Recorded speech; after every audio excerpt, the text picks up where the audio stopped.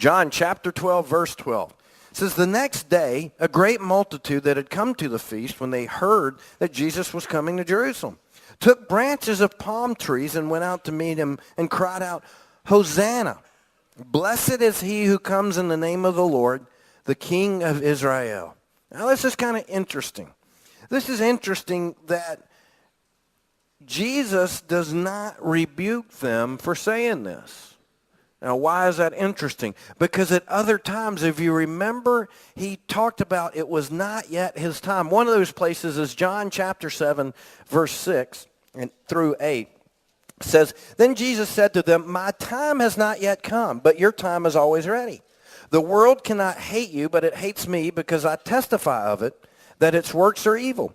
You go up to this feast. I am not yet going up to this feast, for my time has not yet fully come. And in other places in Scripture, we see where they were trying to make him king, and he just walked away. He disappeared. He walked away from the group. So that's interesting. And what it does is it points out the significance of this day. Now, we're going to kind of come back to that in just a moment, but I want to point out something.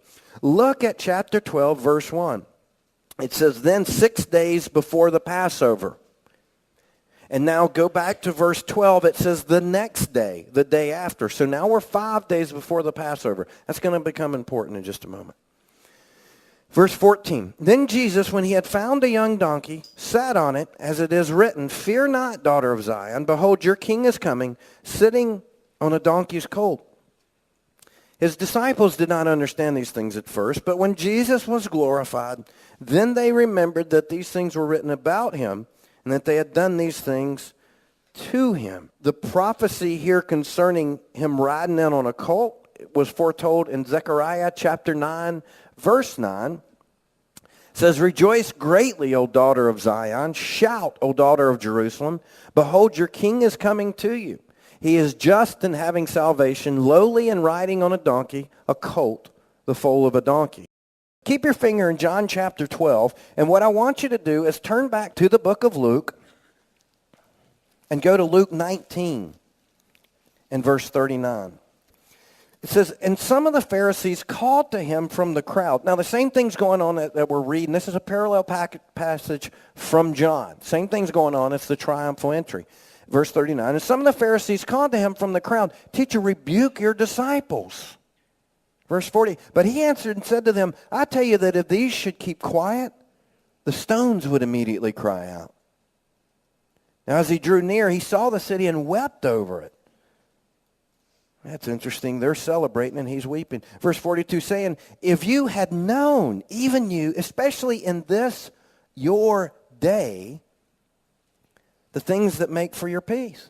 But now they are hidden from your eyes, for days will come upon you when your enemies will build an embankment around you, surround you and close you in on every side, and level you and your children within you to the ground. And they will not leave in you one stone upon another, because you did not know the time of your visitation. Now this is interesting to me, because, you know, the more you dig in the Bible, you know that there's nothing in there by just happenstance. And Jesus mentions a phrase. He says,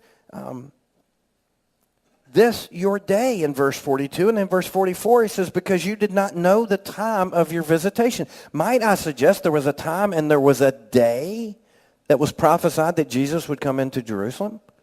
It sure appears that way. In the book of Daniel, we'll bring it up on the screen here. Chapter 9, verse 25 of Daniel says, know therefore and understand that from the going forth of the command to restore and build Jerusalem until Messiah the Prince, there shall be 7 weeks and 62 weeks. The street shall be built again and the wall even in troublesome times. It mentions Messiah the Prince, Messiah the royalty, Mashiach Najid in the Hebrew. So it's saying there is some sort of time frame here. But it says 7 weeks and 62 weeks. What could that possibly mean? Obviously, it was years after Daniel that Jesus went into Jerusalem. Well, you see, there's something going on here, and you need to understand real quickly.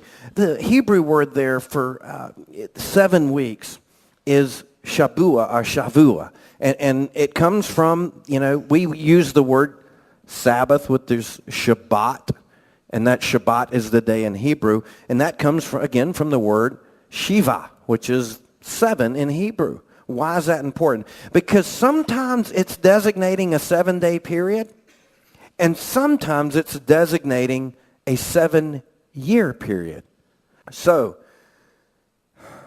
when we go back and we say 7 weeks and 62 weeks, we get 69 weeks. So 69 weeks, if they're weeks of years, times 7 would be 483 years. The 69 weeks, the 7 representing the number of years, we come to 483 years. Now, we need to remember that the Jewish year was 360 days. It was not 365 like ours. It was 360 days. So what happens when we say 483 years times 360, we get 173,880 days. Our year, and most of you are aware of this, is 365 days. So what we need to do now is divide this 173,880 days by 365. So when we divide that up, what we come up with is 476 years and 25 days. 476 years and 25 days. Now, Daniel says in there that it's from the command to restore and build Jerusalem until Messiah the Prince, there shall be 70 weeks and 62 weeks. If we could have the date when the command went forward to restore and rebuild, then we could know. But we do have it in Nehemiah because it tells us at the first of Nisan in the 10th year of the king. So we can actually compute because the new moon starts the month of Nisan. They can simply go back on a lunar calendar and figure out that long ago when there would have been a new moon. And when they do that, they come up with the date March 14th, 445 BC.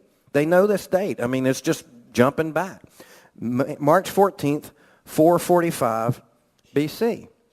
Now, it's given in Nehemiah 2 if you want to check me up on that, or check up on me on that. Okay, so it's recorded with Artaxerxes and that whole thing. So going forth to the rebuilding of the temple. Okay, so what happens when we take this date? Well, let me back up. Okay, so we've got one date. Now, this chapter mentions Passover, right? It mentions Passover. So do we know what date Passover was that year? Well, again, all we have to do is guys who really enjoy doing things like this, they just go back and they count the lunar calendar again. And because Passover is on the full moon of Nisan, it's always on the full moon of Nisan, and that's why the date changes every year. I don't know if you've ever noticed that. But the full moon of Nisan in 32 AD was on April 11th. That's when Passover was, April 11th, 32 AD. But let me remind you, let's go back to John chapter 12. Let me remind you of something here. In John chapter 12, it says 6 days before the Passover. You ever read that and thought, why are they telling me that? I do. That's the way I study the Bible. Every detail, I'm like, why are we told that? And then we're told in verse 12 that it was the next day. That means it's 5 days before Passover. You with me? So here's what happens. When we take the date, March 14th, 445 BC, and we add 475 years, 25 days, you come to April 6th, 32 AD. The exact day Jesus rode into Jerusalem on a donkey. Prophesied 480 some years before to the day. See, now, when you take that, the words of Jesus make a lot more sense when Jesus says, you didn't know the day that I was coming. You didn't know the time that I was coming into Jerusalem. It's mind-boggling that it was predicted to the day hundreds of years in advance.